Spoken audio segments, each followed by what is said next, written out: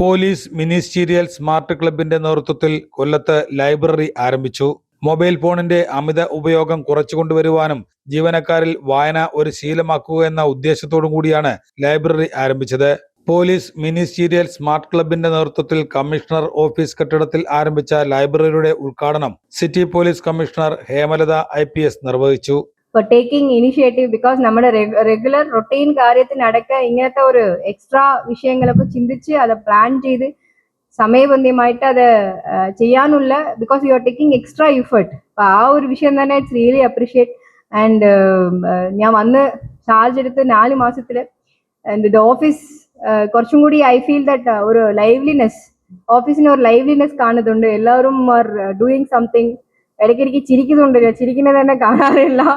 So that way I asked that recreation club that you conduct lot of activities so that ആൾക്കാർ തമ്മിൽ എപ്പോഴും ഒരു നല്ല ഒരു ബന്ധമുണ്ടാവും.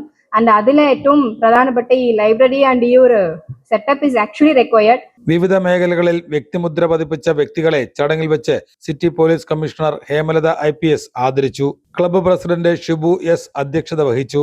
സെക്രട്ടറി മധു M സ്വാഗതം പറഞ്ഞു.